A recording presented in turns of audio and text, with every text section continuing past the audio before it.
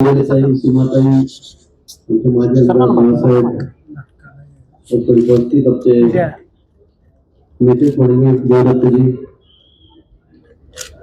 सगळे नगरसेवक ज्याचा माजी आहेत ते होणारे आहेत सगळे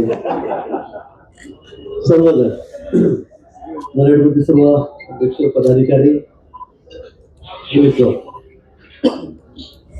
आज कमी युगाने म्हणावं लागेल मला येण्याचा कुठल्याही कार्यक्रम होता आपलं आमंत्रण होतं पण अचानक वैजापूर मध्ये कार्यक्रम ठरला आणि मी गाडीकडे वळवली म्हटलं हाय कार्यक्रम आपल्याला आज कार्यक्रम करता येईल तिथे हजर राहता येईल आणि म्हणून आपल्यामध्ये भेट केली पण अतिशय मला आनंद झाला बघून की नाशिकमध्ये तिसऱ्यांदा मला वाटतं काय कार्यक्रम या ठिकाणी अनेक कार्यक्रमामध्ये या ठिकाणी येत असतो पण ग्राहकांच्या सोयीसाठी अतिशय महत्वाचा असा कार्यक्रम मिरवणुकीच्या माध्यमातून अतिशय कमी काळामध्ये लोकांना एकाच वेळेला कळतं कुठे घर आहे कुठे आपण जाऊ शकतो कुठे आपल्याला संधी आहे व्याजदर काय किंमत काय अन्यथा प्रत्येक बिल्डरकडे फिरणं कोणाला शक्य होत नाही म्हणून त्यातून ही त्याला चांगली संधी या ठिकाणी उपलब्ध झालेली आहे आणि आपल्याला कल्पना आहे की नाशिक मला वाटतं तर महाराष्ट्रामध्ये सगळ्यात गतीने वाढणार शहर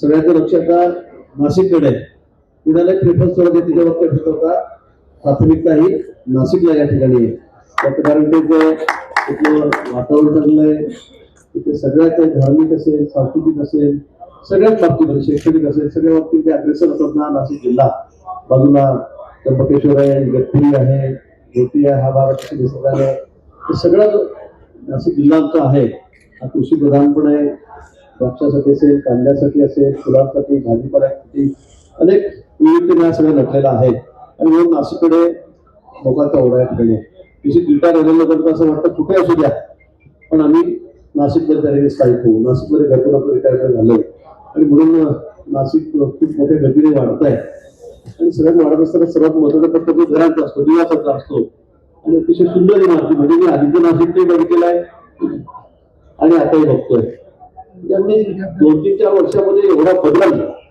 नाशिकमध्ये झालेला की मलाही कळते खरंच आपण त्यावेळेस तरी गेलो होतो आपण बनवतो त्या सुंदर इमारती या ठिकाणी होत आहे ते चांगले मोठमोठे शॉप्स आहेत सगळे ब्रँडचे शोरूम या ठिकाणी आलेले आहेत मोठमोठे आणि अगदी विश्वास बसत नाही 4-5 वर्षापूर्वी नाशिक आणि आता नाशिक अशी स्थिती या ठिकाणी नाशिकची आहे आणि म्हणून आपल्याही वर्ष अतिशय जोरात आहे त्याबद्दल काही वाद नाही पण अतिशय जास्त भावामध्ये बाकी ठिकाणी अनेक ठिकाणी बघतो पैसे भरले घर देत नाही काहीतरी मग बिल्डर चढून गेलेला आहे समोरचा माणूस विचार आयुष्य भरायची पूर्वी आणि नंतर मग त्याला काही नाही तिथे हातात नाही वर्ष फिरतोय अशी स्थिती सुद्धा अनेक ठिकाणी आहे पण नाशिककडे फारसं कसं ऐकायला येत नाही की अतिशय जमेची बाजू आहे प्रामाणिकपणे आपण सगळ्या ठिकाणी काम करत आहात आणि म्हणून आपल्याला मनापासून या ठिकाणी शुभेच्छा देतो त्यातच आपण कुटुंबाचा उल्लेख या ठिकाणी केला आपण हरित नाशिकचा उल्लेख या ठिकाणी केला आपल्या कल्पना आहे मी आताच बाबा 1.5 घर लागलो आलेला मी सांगितलं जोपर्यंत नाशिककर नाही म्हणत नाही ते फक्त घरात आवा पाहिजे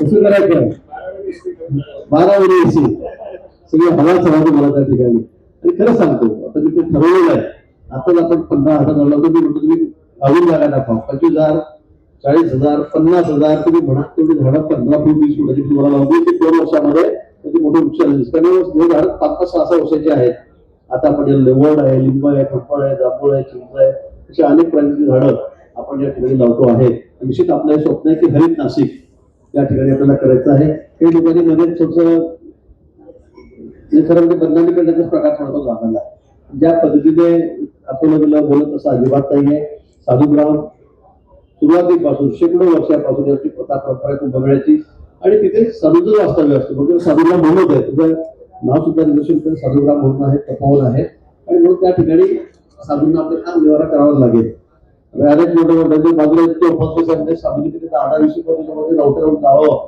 हे काही शक्य नाही आणि इतक्या वर्षाची आपली परंपरा आहे त्याला काही धार्मिक आधार त्या ठिकाणी आहे शक्य होणार नाही पण आम्ही 10 वर्षामध्ये जी झाडं मध्ये उरलेली आहेत तीच काढणार होतो. आम्ही काही मोठी झाडं सगळी मोठी आम्ही तिथे मिळून पण ते सगळी काढणार नाही. आम्ही ठरवलं की मागच्या वर्षी जेवढ्या लावल्या होत्या 12 वर्षापूर्वी त्याच्यापूर्वी तेवढ्याच आम्ही एक फुलभरी जास्त लावणार नाही, पण तेवढे लावणं आवश्यक आहे. साधू म्हणताना पण सांगणार नाही की तुम्ही या उपासून बसा, आम्ही प्रवठा तिकडे करा, त्या बाजूला जा, असं कधीही करता येणार नाही. आपल्याला याची कल्पना आहे. आणि म्हणून कुंभमेळा नुसतं देशाचं नाही तर जगाचं लक्ष आमच्या कुंभमेळ्याकडे या ठिकाणी आहे. तो चांगला झाला पाहिजे, स्वच्छ सुंदर सुरक्षित झाला पाहिजे, ही आमच्या नाशिककरांची जबाबदारी आहे. आणि म्हणून मी सांगितलं की तुमची काय दोन चार खराब होत असतील ती काढून दुसरीकडे ठेवणार आहोत, रिप्लाय देणार आहोत. आम्ही त्यातली कोणी झाडं म्हणजे नाही. पण समजा सुरुवात 2000 झाडं मिळते 1000 झाडांमधली, तर आम्ही 50,000 लावली, 20 लावून देतो. मी आता सांगितलं की तुम्हाला 40 तुम्ही जेवढी जागा दाखवाल तेवढे सगळे मोठे झाडं आंध्रामधून आणून त्या 1300 किलोमीटर लांबून आणून आम्ही ते काही लावलो. आणि नुसती लावून नाही, त्याला सगळ्यांना पाण्याची व्यवस्था, ड्रिपची व्यवस्था, खताची व्यवस्था, त्याला मेंटेनन्स, हे सगळं आम्ही करणार आहोत. एकही झाड मिळलं तर लगेच त्याची रिप्लेसमेंट होईल. एकही झाड मी बोलतो 15,000 20,000 झाडं जपून दाखवू तुम्हाला, कारण ती एवढी मोठी इतकी सुंदर झाडं आहेत. त्यामुळे ते स्पष्ट येणार नाही. काही कमी असते त्यांना येताना इजा झाली, हर्ट झाला, त्यामुळे ते खराब होऊ शकतात. आता मी झाडं लावून त्याची काढली आहे, पण त्याला अंतरा तिथे मुळे सरकल्या हल्ल्या उचलताना तारतुडीमध्ये पण आम्ही थोडी बदलू. आणि म्हणून मी सांगतो की एकही झाडाने त्यातले मोड पडणार नाही. आणि आता तुम्ही सहयोग केलेला आहे नरेंद्र, तुम्ही आता इथे येणाऱ्या लोकांना झाड देतात आपापल्या परिसरामध्ये. अच्छा, त्याचा ऍड्रेस घेतला मग आमचं काम सोपं झालं. पण माझं आपल्याला विनंती आहे की झाडाचं फार छोटं लावू नका. ते 5-6 फुटाचं असेल ते चालेल, कारण ते चांगलं पिऊन अजून तर ते झाड आपण आणलं आणि ते फार आम्ही त्याच्यानंतर बरं होईल. आणि झाड लावताना बघा आपण कुठे लावायचे काय लावायचे, पण त्याचा उपयोग चांगला होईल. पशु पक्ष्यांना त्रास होणार. आणि वरच्या सुद्धा बॉर्डरला लावा, वरच्या सुद्धा लगा ठेवा, काही हरकत नाही. हो हो, मला असं वाटतं की आपण सगळ्यांनी मिळून ही जबाबदारी घेतली. आणि जबाबदारी तुमच्यावरती सगळ्यांची आहे. ती काही प्रशासनाची का फक्त आमदारांची का मंत्र्यांची जबाबदारी नाही. आपल्याशिवाय सुंदर झालं पाहिजे, स्वच्छ झालं पाहिजे, हरित झालं पाहिजे, ही तुमच्यावरती सगळ्यांची जबाबदारी. आणि म्हणून आपण सगळ्यांनी प्रशासनाच्या सोबत, आपण इकडे सोबत, साधू म्हणतो विद्यार्थी सगळे सोबत आहोत. सगळ्यांनी जर ठरवलं तर मला वाटतं की आपलं शहर सगळ्यात हलकं महाराष्ट्रामध्ये, सगळ्यात म्हणजे आपण सगळ्या शहरांना मागे टाकून देऊ. इतकं सुंदर शहर आणि वातावरण त्याचं पोषक आहे सगळ्या गोष्टींना. म्हणून मला असं वाटतं त्याचं आपण सर्वांनी सहकार्य करतात ते अधिक करावं एवढीच अपेक्षा व्यक्त करतो. आता आचारसंहिता लागलेली आहे. आता बघा माझी अवस्था काय झालेली आहे. आता मी रेस्ट हाऊसला राहतो. आता आचारसंहितेमुळे मला ते बंद झालेलं आहे. मला इकडे तिकडे फिरावं लागतं. नरेंद्र मिळून मला एखादा छोटा मला एखादा 650-700 स्क्वेअर फुटाचा फ्लॅट दिला एखादा राहिला तर मला आता मला मागच्या वेळी हॉटेलमध्ये जागाच नाही, फुल झालं. फक्त म्हणलं आपण तुम्ही देणार मला पैसे पडायला, तुम्ही त्रास करून घेऊ नका. त्याच्यापेक्षा मला एक 700-800 स्क्वेअर फुट फ्लॅट तरी पण चालते, हरकत नाही. आणि मी वारंवार तुमच्या कार्यक्रमाला येत नाही, तरी सुद्धा मला खरंच तुमचं अभिनंदन करायचं मनापासून. की अतिशय चांगलं हा स्वतः कार्यक्रम, अतिशय सुंदर अशी रचना आपण सगळी या ठिकाणी केलेली आहे. त्याबद्दल आपल्या सर्वांना मी मनापासून शुभेच्छा ठेवून देतो. कुंभमेळ्याच्या काळामध्ये तुम्ही काही घरपण प्रकार त्यावेळेला लागतात, तेव्हा हॉटेल फोडून जातात, तिथे जागाच नसते. त्यावेळेला तुम्ही सांगितलंय आपण मागच्या वेळी त्याचा प्रयत्न करतो त्या बिल्डिंगवर तिथे फ्लॅट असेल तयार, ते वाटल्यास रेंटल द्या, भाड्याने द्या. लोक घेतील. आपण मी म्हणतो लोक कोणी सगळं धर्मशाळा होईल, त्याच्या धर्मशाळा म्हणजे परिस्थितीकडे होईल. पण त्यापेक्षा आपण फक्त बुकिंग ठेवलं ऑनलाईन, आपण त्याची प्रसिद्धी करू.